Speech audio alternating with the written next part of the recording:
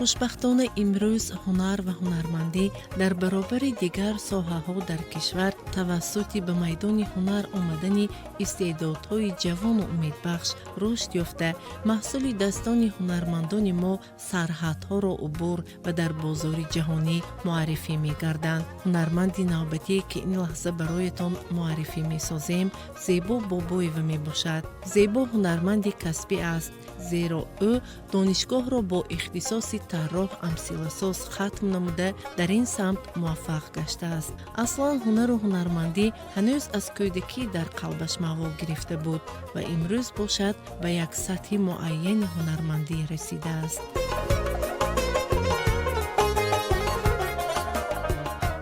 هنرمندی در دل من از کودکی دل من جای گرفته بود، زیرا من پاره‌دوزی کردن مادرم رو، یعنی قراق‌دوزی کردنشان را از خردسالی مشاهده می‌کردم و محض همین هنرمندی مادرم سبب شد که من در دل من نسبت به هنرمندی مهر جای گردد و با مرور زمان وقتی که مکتب را ختم کردم من محض کسب همین هنرمندی را انتخاب کردم. گویم خطا نمی‌کند، زیرا که معلومات عالی من با هنرمندی وابستگی دارد.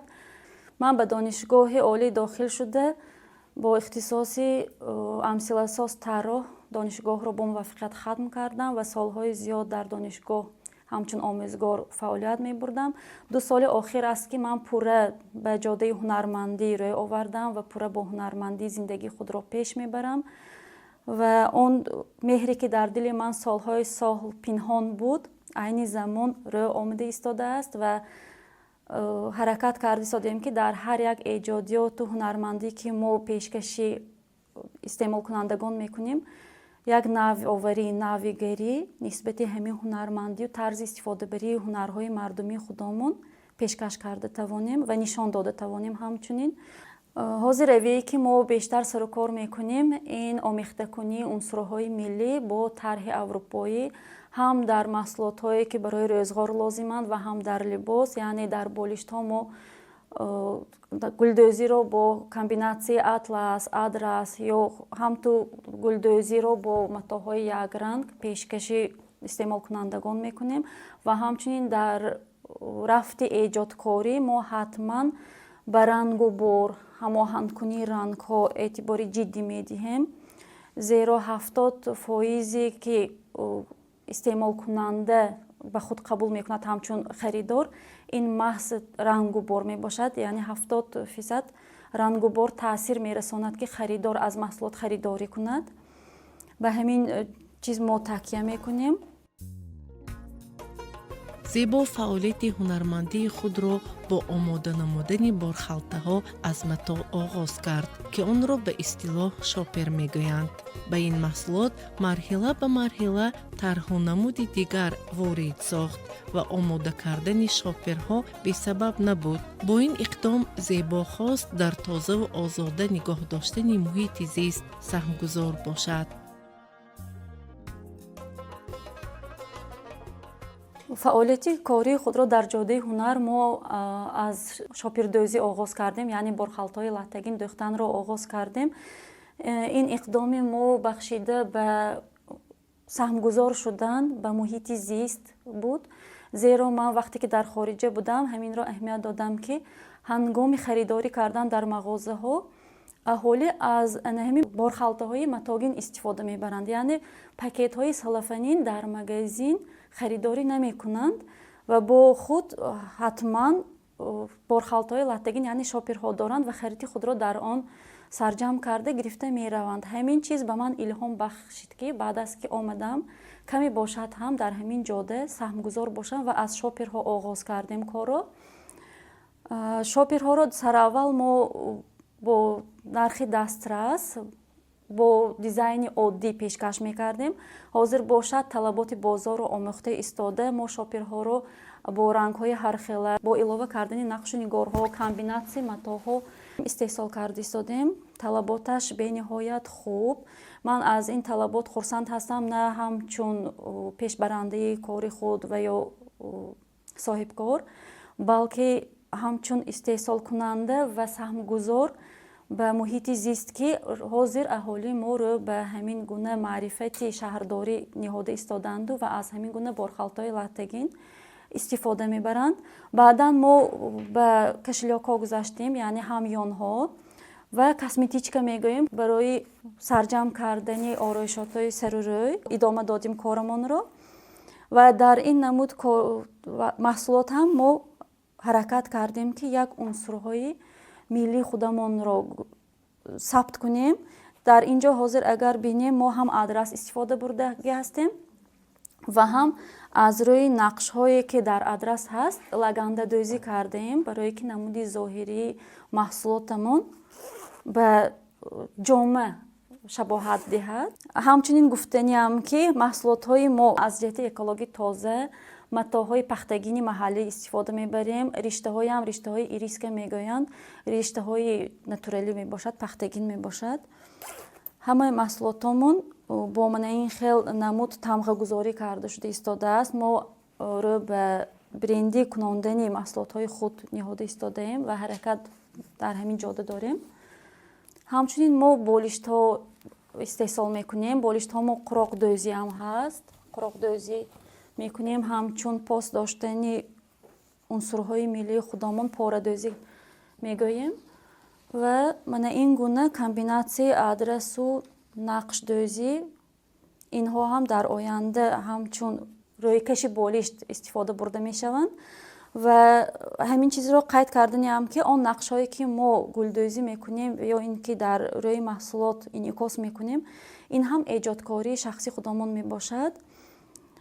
аввал нақшро эҷод мекунем, вобаста ба маҳсулот рангубори онро интихоб мекунем ва бо ҳамроҳ кардани агар дар назар дошта бошад аз рӯи дизайн комбинатсияи матоъ, агар не аз рӯи дизайн комбинатсияи матоъ надошта бошад, агар худашро як ранг истифода мебарем ва маҳсулоти худро омода мекунем. чун дар оғоз гуфтем, Зебо мутахассиси касбӣ аст. аз ин хотир ба мутобиқоварии рангҳо, интихоби матоъ ва рангубори он аҳамияти бештар медиҳад. ба гуфти худи ӯ, имрӯз талаботи бозор ва стандарти ҷаҳонӣ ҳаминро талаб мекунад. мекӯшад маҳсулоти худро бо нигоҳ ва унсурҳои миллӣ ба ҷаҳон муаррифӣ намояд. ҳангоми интихоби рангу бор дар маҳсулотҳо чӣ хел ки гуфта будем, рангу бор нақши асосиро мебозад, чӣ дар бозори дохила ва чӣ дар бозори беруна. се гурӯҳи рангҳо ҳаст. ин рангҳои гарм, хунук ва нейтралӣ. бештар харидорон, истеъмолкунандагон аз рангҳои нейтралӣ, он рангҳое ки ба чашм маҳин мерасанд. бо дигар мафҳум пастелиам мегӯянд, пастелни танам мегӯянд. анамун намуд рангҳоро истифода бурда ба чашм оромӣ барои бахшидан мо маҳсулот истеҳсол мекунем. зеро имрӯзҳо вазъи зиндагӣ талаб мекунад ки чашм рангҳои нейтралиро маҳин қабул кунад. агар аз рӯи психологии ранг нигоҳ кунем, вақте ки шахс асабонӣ аст, ранги сурх ба шахс маъқул намеояд. аз ҳамин сабаб мо ҳаракат карда истодаем ки дар ҳама мавсим маҳсулоте пешниҳод кунем ё либосе ки мо пешниҳод мекунем як унсури миллӣ ба худ хос дошта бошаду аз мавсим ба мавсим ба бар карда шавад ва новобаста аз фасли сол ба шахси истеъмолкунанда хуш ояд барои пӯшидан. хоҳ вай либоси рӯзмарра бошад, хоҳ вай идона бошад, хоҳ либос дар услуби корӣ бошад, мо ҳаракат ва кӯшиш мекунем ки он дизайне ки мо пешниҳод мекунем вобаста ба мавсим бошад.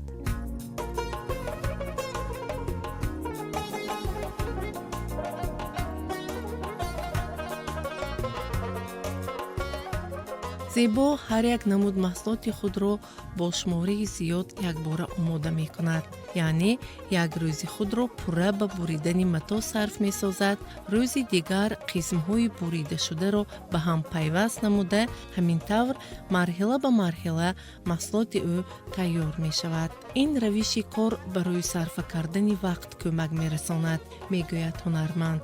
дар баробари борхалтаҳо ӯ ҳамчунин ҳамёнҳои хурду калонро низ бо матоъҳои ватанӣ ва дизайни миллӣ медӯзад.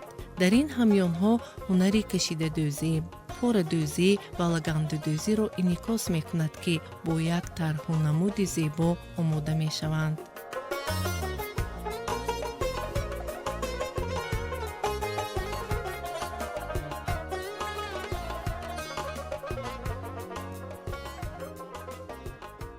мо ина камтар бошад ҳам аз рӯи технологияи дӯхт омода кардагӣ ҳозир идомаашро ба шумо нишон доданиям.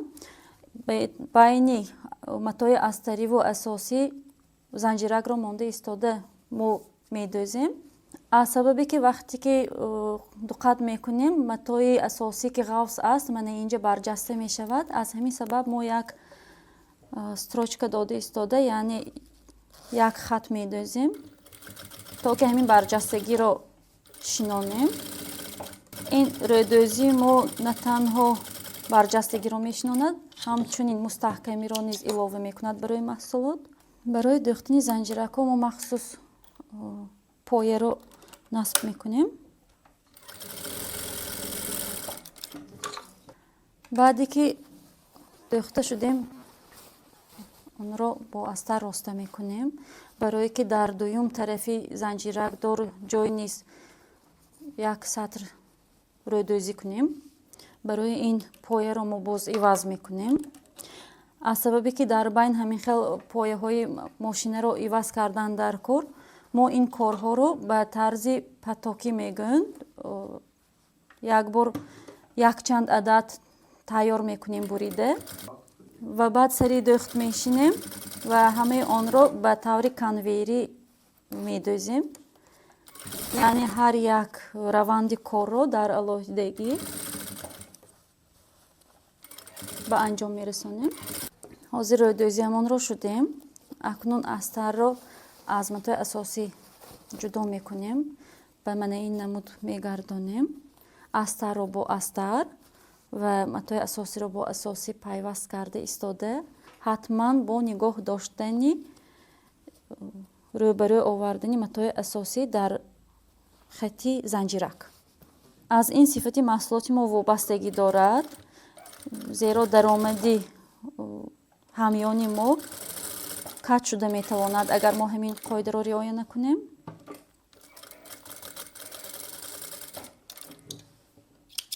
тарафи астарро дӯхтем, камтар сӯрохӣ барои роста кардани маҳсулот дар инҷо гузоштем.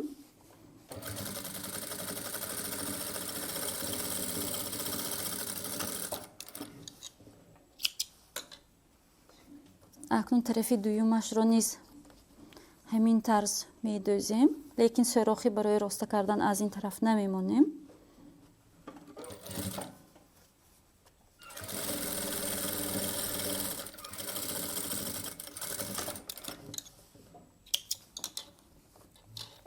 сабаби аз марказ ба ду тараф дӯхтан дар он аст ки ҳамин лаб ба лаб омадани даромади ҳамёнро мо риоя карда тавонем. дар кунҷи маҳсулоти худ мо бо андозаи 2 ба 2 4 кунҷа мебурем. ин кор барои омода намудани дохили ё таги гӯем, таги ҳамён лозим аст.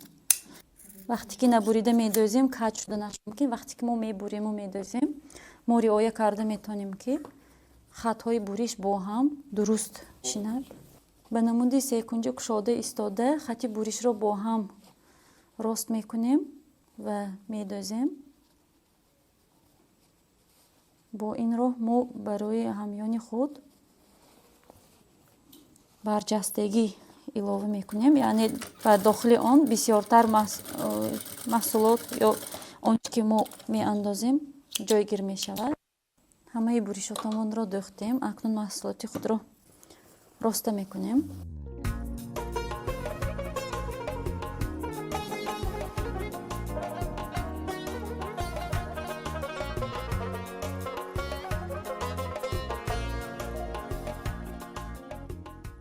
сӯрохие ки аз тарафи астар барои роста кардани маҳсулот монда будем, онро маҳкам мекунем.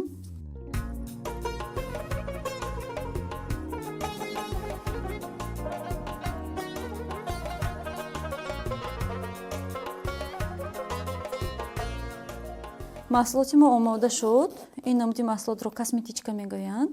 Он чоркунҷае ки мо бурида дӯхтем теги маҳсулоти моро ташкил мекунад ва ин дохил ёрдам медиҳад ки дар дохили маҳсулот чизҳое ки мо ба он меандозем бисёртар ҷойгир шавад. Ва техникаи дӯхти маҳсулоти мо ин порадӯзӣ мебошад, яъне қуроқдӯзӣ.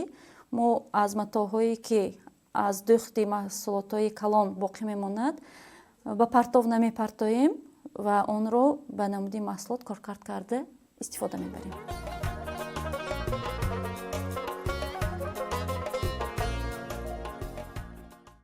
кашидадӯзӣ аз навъҳои маъмули ҳунарҳои миллӣ ба ҳисоб меравад ва ин намуди гулдӯзӣ дар маҳсулотҳои зебо мақоми марказӣ доранд. вобаста ба намуди маҳсулот гулҳоро бо захмҳои босмадӯзиву обадӯзӣ иҷро мекунад, яъне санъати зебои гулдӯзиро васеъ истифода менамояд.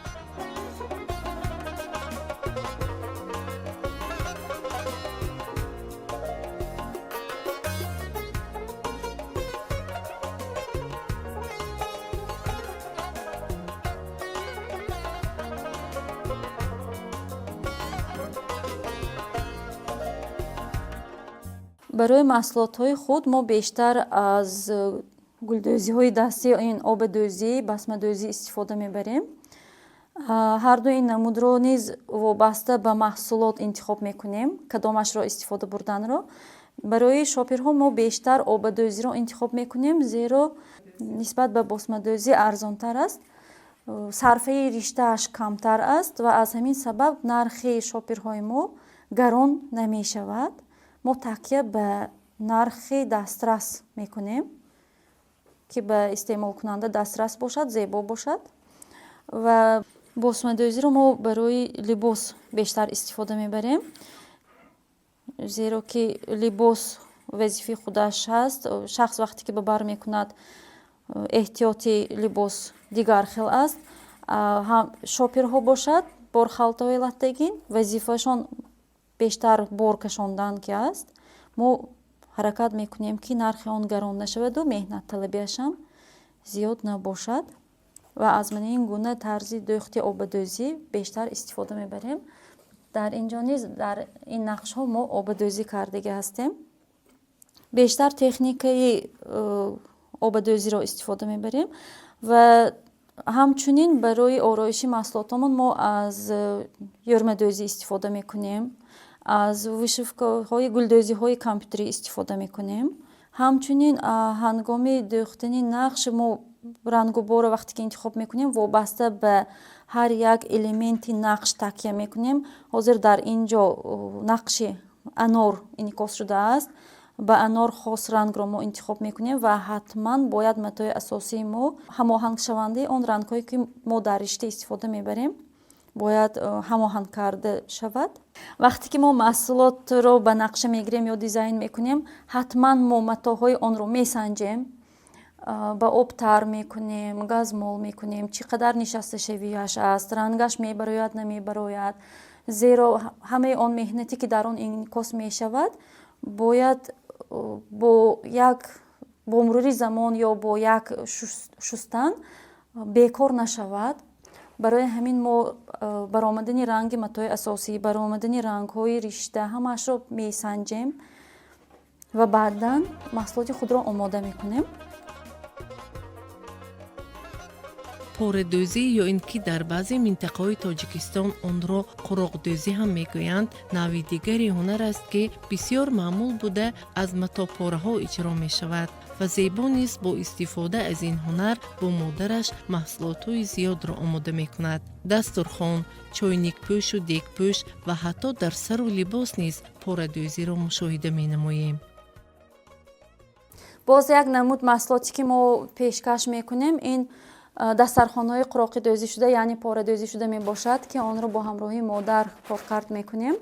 дар мактаб муаллимаи меҳнат ба мо таърихи порадӯзиро чунин нақл мекарданд, ки гӯё дар як маҳаллае як пиразане буд ва бениҳоят шароити вазбин дошт ва ҳамсояҳо тасмим гирифтанд, ки ба дидораш раванд. вақте ки зан аз ин ҳолат бохабар мешавад, дар хонаи худ то ҳатто дастархон дарёфт намекунад, ки меҳмононашро қабул карда тавонад.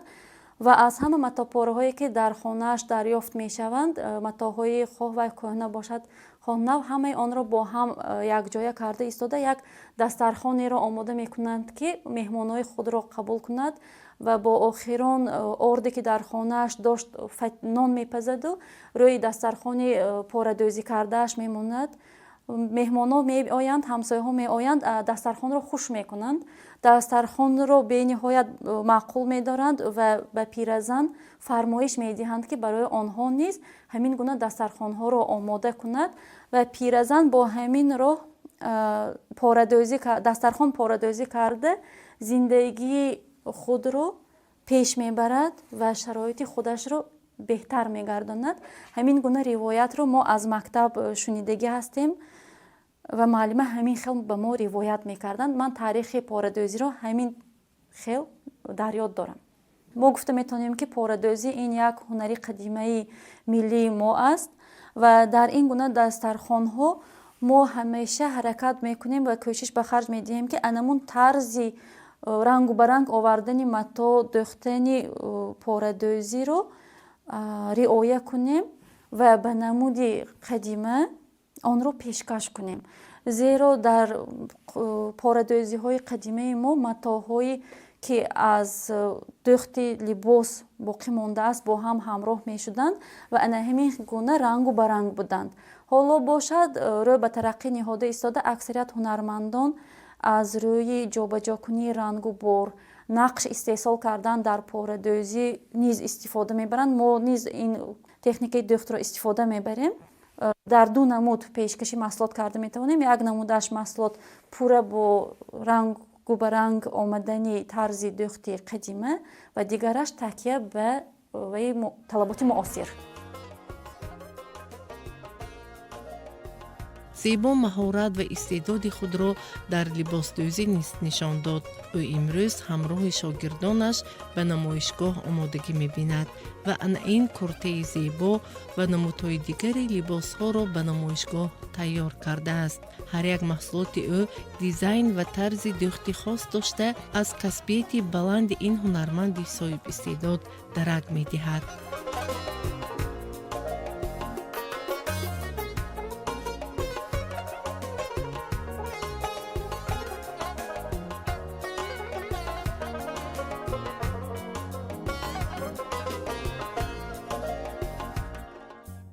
бори аввал аст, ки мо мустақилона либос пешниҳодӣ истеъмолкунанда карда истодем. мо ба худ мақсад гузоштем, ки либосе ки мо истеҳсол мекунем комбинатсия шавад ва новобаста аз макон ба бар карда шавад. ин намуди либосро мо метавонем рӯзмарра истифода барем. занҳое ки дар хонаҳои давлатӣ кор мекунанд ба бар кунанд ва ҳамчунин ин либосро метавонем дар рӯзҳои иду маврид пӯшида тавонем. ва ҳамин комбинатсияро мо интихоб кардем. пеш аз омода кардани маҳсулоти худ, либоси худ, мо ҳатман ҳар як матоъи истифодашавандаро тестиронӣ кардем, аз санҷиш гузарондем. нишасташавии матоъи пахтагин, бояд гуфт, ки матоъи сиёҳе ки дар ин дизайн истифода шудааст, матоъи пахтагини бофти маҳаллӣ мебошад ва адрасро низ барои кафолат додан ба сифати маҳсулоти худ мо як бор шустем, дарзмол кардем ва нишасташавии онро санҷидему баъдан маҳсулоти худро омода кардем, ки босифат бошад ва пас аз харидорӣ кардани истеъмолкунанда пушаймон нашавад, ки аз бренди мо харидорӣ кард. барои дӯхти ин либосамон, ин дизайни либосамон мо шакли трапеtsiyaро интихоб кардем. яъне поёни либос трапеtsiya шакл аст, кушод аст. дар ҳеҷ ҷош мо буриш намондем. худи шакли трапеtsiya монанд буриш озодии ҳаракатро таъмин мекунад. барои муайян намудани хати камар мо миёнбанд илова намудем.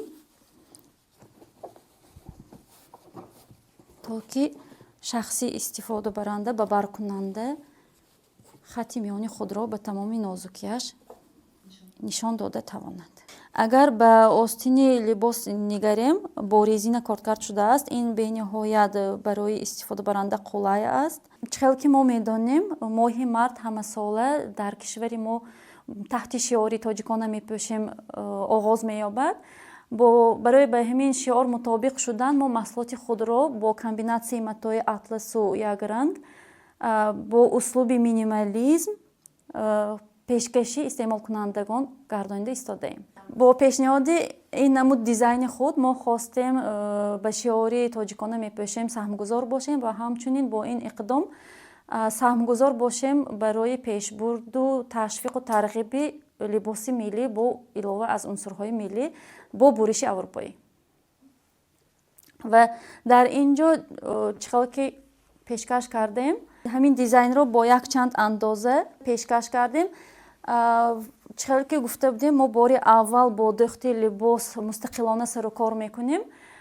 ما الهام از آن گرفتیم که در سطح ولایت ما را همچون هنرمند برای معرفی نمودن هنرهای مردمی ولایت سوخت در شهر دوشنبه انتخاب کردند و در آنجا برای اشتراک نمودن ما همین محصولات خود را با استفاده از عنصرهای ملی کامبیناسیون متا و تا حتی کم هم باشد همچون یک نازکی علاوه نمودن لگند دوزی استفاده برده ایستاده کلکسی خود را کلکسی اولی خود را با اقدام